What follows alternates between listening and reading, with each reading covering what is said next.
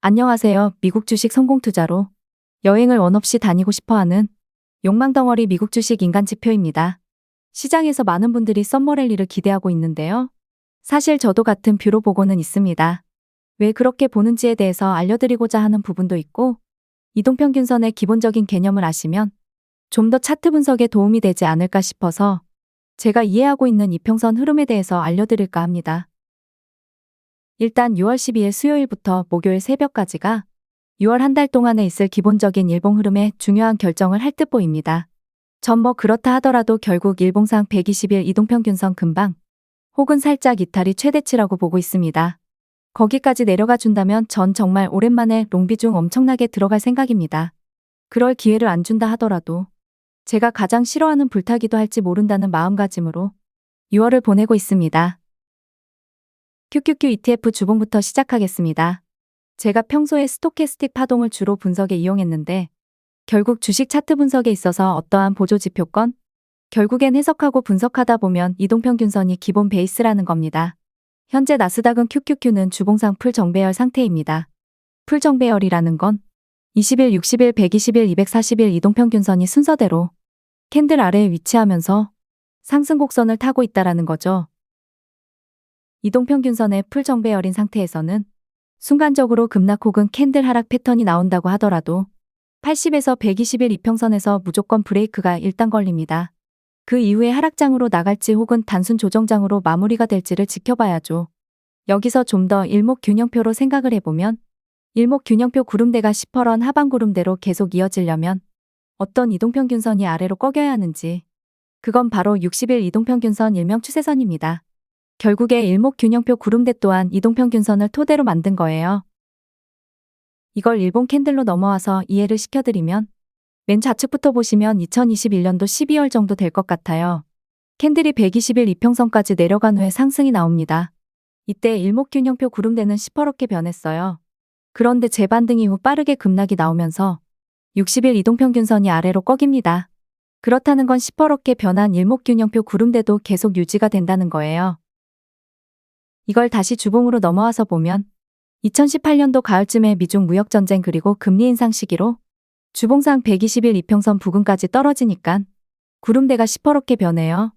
하지만 빠르게 반등이 나오면서 구름대는 다시 상방으로 바뀌죠.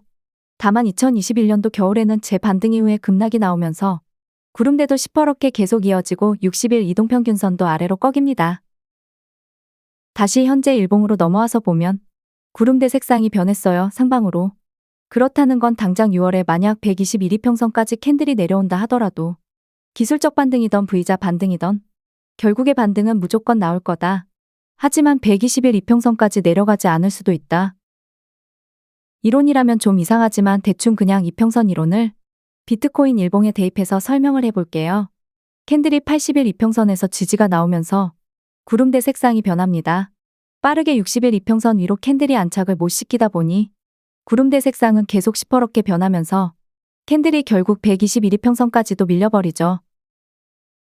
그 이후에 저점을 높이면서 60일 이평선 위로 캔들이 올라오니까 그때서야 구름대가 다시 상방 빨갛게 변합니다.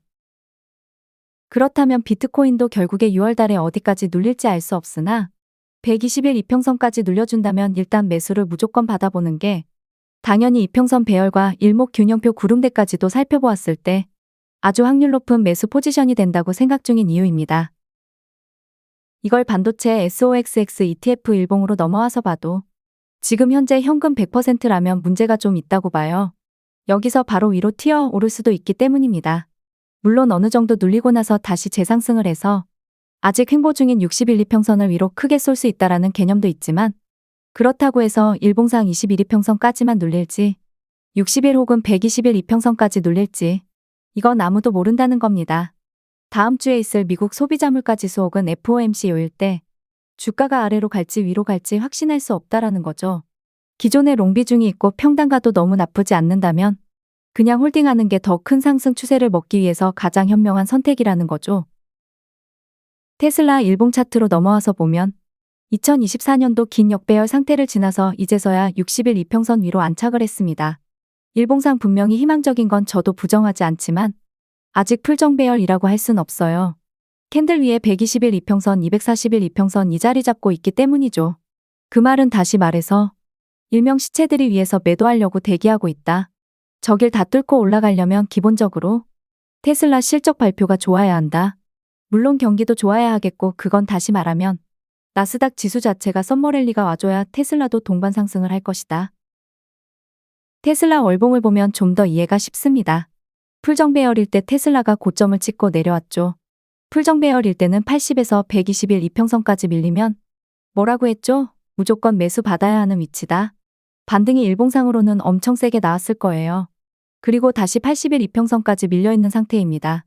결국 테슬라가 월봉상 121 이평선 터치나 살짝 이탈하지 않으려면 2024년도에 240달러 위까지 일단 캔들이 올라가야 해요. 좀 더 타이트하게 말하면 월봉상 60일 이평선 위까지는 일단 월봉 캔들 몸통이 안착을 해야 합니다. 그리고 나서 지지를 받으면 2025년도에 투더문이 나올 수 있는 패턴인데, 그렇다는 건 2025년도도 경기 침체는 없을 것이고, 결국 저는 테슬라는 월봉상 121 이평선 살짝 이탈을 생각해두고 있습니다. 엔비디아 차트도 한번 보겠습니다. 우측은 일봉이며 좌측은 1시간봉입니다. 일봉에서 풀정 배열을 만들면서 상승이 나왔습니다. 60에서 81 이평선까지 밀렸을 때는 이평선 풀정 배열일 때는 무조건 매수다. 그리고 나서 현재 다시 풀정 배열을 유지 중이고, 이때부터는 이제 스토캐스틱 파동을 보는 거죠. 빨간색 대파동이 현재 외봉이니까 약간 미래적으로 엔비디아가 현재 밀리더라도 60에서 80일 이평선까지 6월에 갈 확률은 현재 없다. 풀정 배열의 상승 중인 캔들이 60일 이평선을 이탈하면서 80에서 121 이평선까지 밀리는 조건을 알기 위해서 스토캐스틱 파동을 보는 겁니다. 파동의 기본적인 이론이라고 말을 해야 할지 모르겠으나, 빨간색 대파동이 3봉이나 4봉이 나오면 80에서 121 이평선까지 밀리고, 혹은 두 번째 빨간색 파동의 봉우리가 낮게 형성이 돼도 밀립니다. 지금 1시간봉에서는 빨간색 대파동이 3봉까지도 나왔기에 80에서 121 이평선까지 밀릴 확률이 높아진 상태입니다. 마지막으로 TMF 투자자분들이 금요일에 많이 또 화나셨을 텐데요. 그래서 10년물 국채금리 차트로 끝내겠습니다. 일단 풀정 배열인 상태에서 10년물이 121 이평선까지 밀렸다가 반등이 나오고 있습니다. 그런데 빨간색 대파동이 봉우리가 낮아진 상태입니다. 그렇다는 건 61 이평선 하락 패턴이 나올 가능성이 매우 높다. 10년물은 4% 초반 혹은 그 아래로도 밀릴 가능성이 커졌고, 그렇다는 건 미국 주식시장 지수 인덱스는 상승할 가능성이 높아졌다입니다. 스토캐스틱 파동 또한 이용하면 좋은 지표인 건 맞습니다. 하지만 결국에 이동평균선의 개념부터 이해하시면 더욱 시너지가 커지고, 주식에 있어 어떠한 보조지표이건 결국에 최종적인 지점은 이동평균선입니다. 6월달 분할 매수 잘들 하셔서 썸머랠리를 다 함께 즐기셨음 합니다.